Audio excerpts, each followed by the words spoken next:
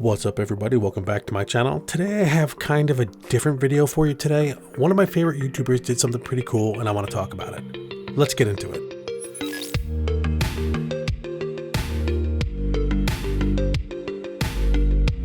So one of my favorite YouTubers is JerryRigEverything. I don't know if you've ever heard of him before, but he's the reason most of us know what the Mohs hardness scale is. He torture tests phones to see how they hold up in real life. I mean, he scrapes the glass, he scrapes the bezels, he really gets into it. But in a sort of different video, he explained his thoughts on switching from Android over to the iPhone after using Android exclusively for more than 10 years. But before we go into his opinions and what I have to say about them, I just want to get a few things across. First, I am not trying to counter his opinions. I simply just want to talk about them a bit. While I have some solutions to the problems he has, at the end of the day, they're just phones, and sometimes we like things just because we like them. And that's all there is to it. The second thing is, I am not joking when I say I love the channel, JerryRigEverything. He takes a super creative approach to everything he does, and I hope one day to be half as successful as he is. Heck, I'd be happy with 1/10 as successful as he is. But enough blabbing, let's get into it. First, what did he say? For the last 13 years, I've been an Android user, but for the past 100 days, I've separated myself from the Android universe and started using an iPhone 15 Pro Titanium. I'm going to pause right here for a second. Kudos for you for being willing to separate yourself from something you've been comfortable with and try something new. I used to be an Android-only person, but got kind of bored and tried iOS, and I've sort of been stuck here for like 6 or 7 years, so good on you for stepping outside your comfort zone. Three things that I really enjoy about the iPhone. The first of which is FaceTime. Absolutely seamless experience, exceptional call quality, and I can do it anywhere at any time with anyone else who has an iPhone. With just the press of a button, it works. I 100% agree with your take here. Apple has really gone out of their way to integrate FaceTime into the phone and make it work just like a regular phone call for the most part. And it goes to show you that integration is important. It leads to a seamless experience that users don't have to struggle with. Think about it this way. Do you know anybody that uses Skype anymore? Not really. But everyone knows what FaceTime is, even if you're an Android user, and that it's an Apple-only gig for the most part. But yeah, back to the video.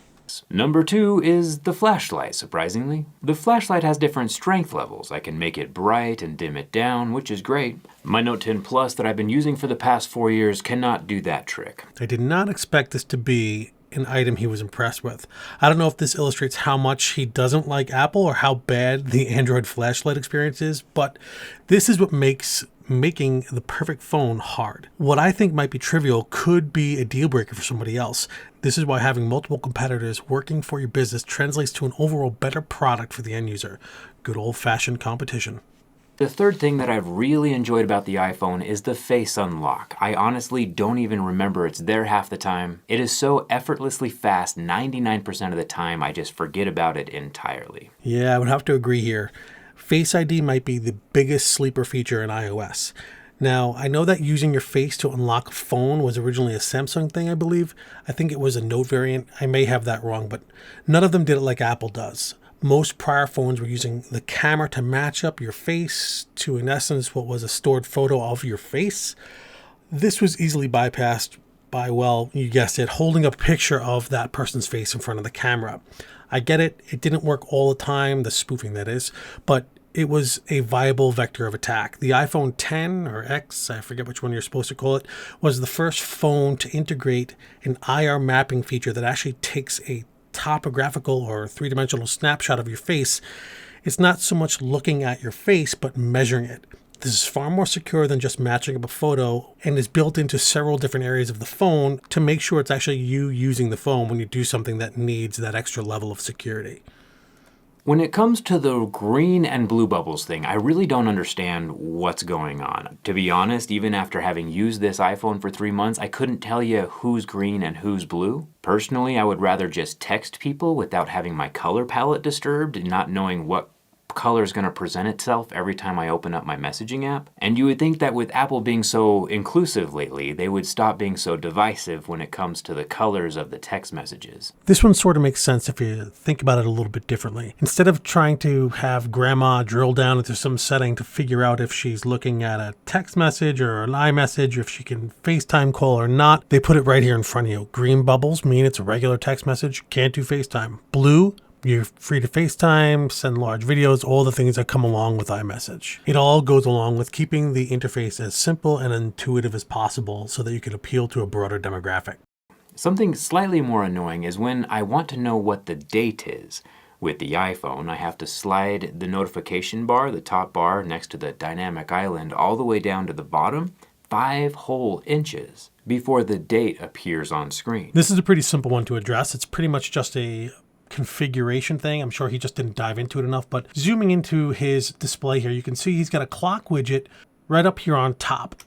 Now you can't see it in this picture, but underneath his finger is the time, making that clock widget sort of redundant. Let me show you how to fix this.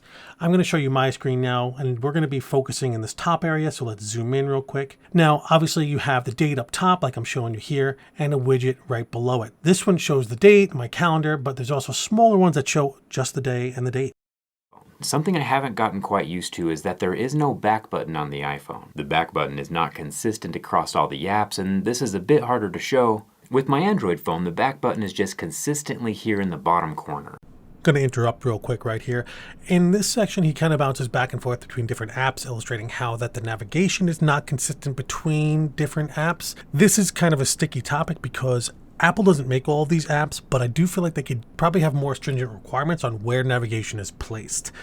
As for hard buttons that are on the screen all the time, this is kind of a personal preference.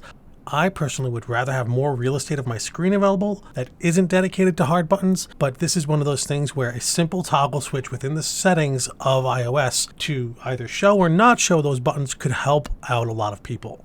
If I want to get into the settings to change my Wi-Fi, if I'm on a plane or something like that, or add new headphones, there's no easy way to get into the settings. Like with Android, if I just swipe down, instantly the settings are available, the little gear icon, and I can just jump into there to change Wi-Fi or Bluetooth. But with the iPhone, I have to actually swipe over, find the settings app, and then jump into it. This is an easy one to address. Just like the flashlight, basically swipe down from the top right-hand corner, you'll see the control center over here. And if you hold down, it'll bring up a more detailed view showing what you're connected to on Wi-Fi and Bluetooth, and you can click on each one of these to enable or disable. And if you hold down on it, it'll give you a more detailed view on what you're currently connected to and what's available to connect to, as well as an ability to click and go into even more settings. With the iPhone, if I start spelling someone's name, like what's the point of having letters on the keypad if I can't start spelling someone's name? With iPhone, I would have to go into the contacts, which is an additional click, and then click search, and then search for the person's name, unless they're in like my favorites, but I have a lot of favorites, so that doesn't make sense. So I remember being super frustrated by this exact feature when I first came to iOS, and to show you what I mean is, you have all the letters and numbers here. If I wanted to type dad to call my father, you'd type 323 on Android, and dad would come up.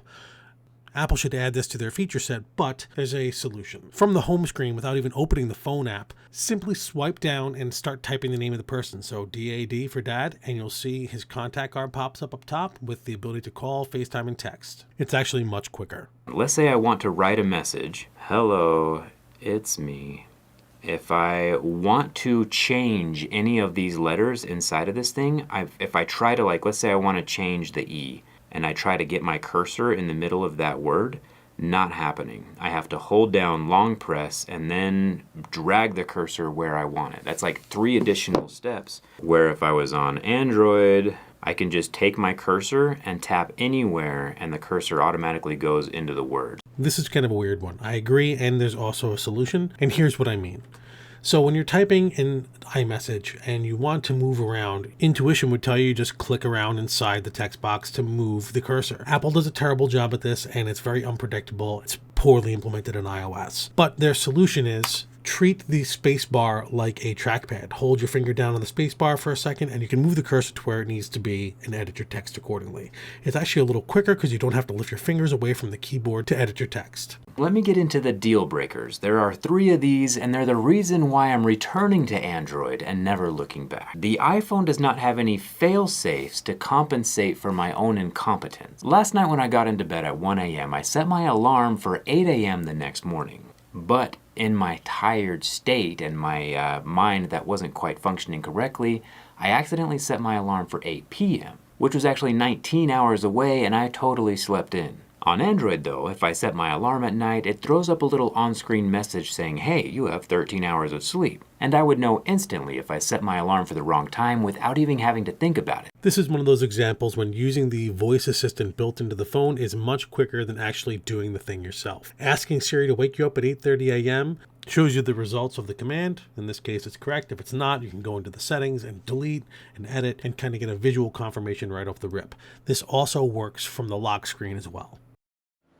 Hey Siri, wake me up tomorrow at 10 a.m. Done. Also, if I'm ever plugging in my Android phone, it kind of does the same thing with the charger. I can plug it into the bottom, turn off my phone, and then it tells me down at the bottom I have 27 minutes left until it's full. Apple, if you're watching, pay attention. Add this feature. This is a good one. Major deal breaker number 2 is Gmail. I feel like Apple is kind of throttling, Google services. It might be my imagination. There might be some rivalry going on. But the notifications and the way I can answer emails on iPhone isn't sufficient. With my Android phone, I can almost read the entire email from the text message. However, with iPhone, if we drop down and look at the notification, I can only see maybe the who it's from in the first sentence. This is an area I feel like Apple has always struggled with. They've never quite gotten notifications right, in my personal opinion. And I think if they made it so that you could expand notifications further, like pull it down additionally, that would probably solve this problem. But I agree, Apple's notification system is lacking, to say the least. And finally, number 1, the final and largest reason that I cannot continue using an iPhone is this. I cannot schedule a text message with an iPhone. Let's say it's late at night and I think it's something I want to tell someone, but it's late at night and it's not socially acceptable to be calling or texting. I can schedule a text message to arrive the next morning when they're actually awake. Scheduling text message is such an efficient life hack, it is unreal, and I cannot live my life without that feature. This is not the situation I thought I would be in, but I did not know I wanted this feature until he mentioned it. The second he said it, I thought about a dozen situations where I could use this feature myself. It seemed so patently obvious that I thought I could go and find a solution, but you can't do it. It's just not something that exists on iOS. This is another feature that Apple needs to copy from Android. And yet another example of how competition helps to serve the customer. Thank you guys so much for watching this video with me. I know this is a little bit different. Mr. JerryRigEverything, if you happen to watch this video, man, nothing but love for you, brother. I appreciate all the hard work you put into every single video you make. And I hope you don't mind that I did this. Thank you so much for checking out this video with me today. I'm trying to get to 1,000 subs as quick as I can. If you liked the video, hit that thumbs up. If not, the thumbs down works as well. And as always, I appreciate the subscription. Peace.